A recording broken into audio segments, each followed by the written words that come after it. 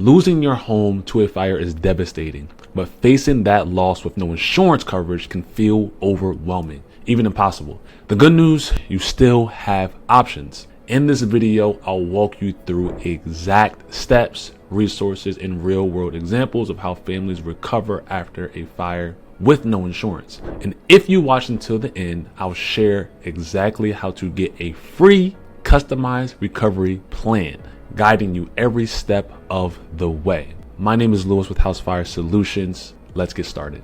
Did you know that 1 in 10 homes in the US is uninsured or underinsured against disasters like fires? Meanwhile, rebuilding costs are rising 8 to 12% every year in major cities. In fact, rebuilding a modest home in places like New York or San Francisco can cost $350,000 or more. Without insurance, that gap can feel crushing. That's why knowing your options is critical. Now, keep in mind these numbers that I've just mentioned are in effect not only in major cities, but also in urban areas, suburbs, everywhere. The cost of repairs are rising every single year. So this is something you always want to keep top of mind. Immediate resources available. Now, the first resources you should know about are the immediate aid programs. Red Cross provides temporary shelter, food, and clothing within 48 to 72 hours.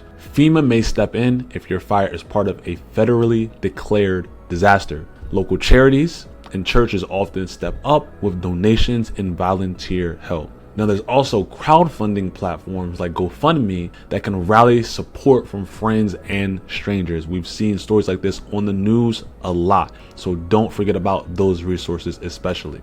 And you also have state and city programs, sometimes providing emergency grants. Now, these resources won't solve everything, but they can get you through the first few weeks. Additional assistance avenues. Now, beyond emergency relief, there are more options. Pro bono legal aid can help with property disputes or denied claims. The IRS tax relief also may allow you to deduct uninsured losses if the fire was part of a federally declared disaster. Now, also keep in mind, mortgage lenders often offer hardship programs or payment deferrals. Community recovery coalitions provide volunteer rebuilding efforts long after the fire. Now, these are often overlooked, but they can make a huge difference. Now let's talk some numbers. Rebuilding a 1,000 square foot home in a major metro like New York or San Francisco or even Los Angeles can cost between $350,000 and $600,000, sometimes more. Even in smaller cities or rural Midwest areas, costs still reach $200,000 and more. Now, these figures only cover the rebuild, not furniture, not contents, or temporary housing. How about recovery for larger homes? The challenge grows significantly with these larger homes. A 3,000 square foot home in a major city can cost over $1 million to rebuild. Even mid-sized cities cost on average around $750,000. Larger homes don't just scale linearly. Costs can triple or quadruple with high-end finishes, specialized labor, and stricter building codes. Let's talk about real examples. The Garcia family in San Francisco lost their 1,000 square foot home.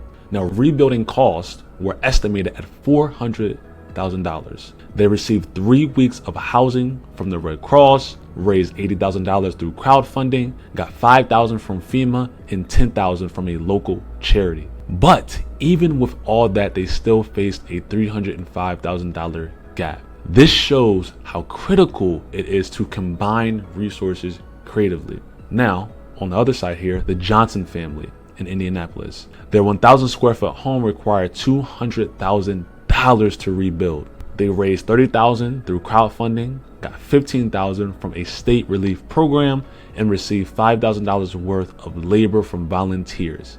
But they still face a $150,000 gap.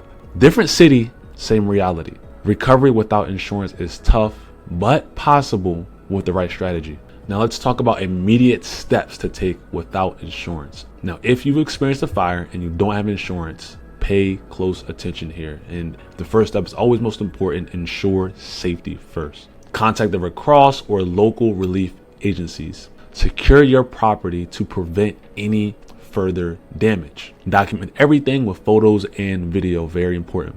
Preserve damaged items as evidence, and contact your mortgage lender about hardship programs. If needed, seek emotional support, because recovery is not just about the financial, it's about the emotional too. Can't stress that enough. Now, some red flags to watch out for as you recover. Beware of these scams. Contractor scams, demanding huge upfront payments or disappearing without doing the work. Fake charities. Always verify organizations before accepting help or donating.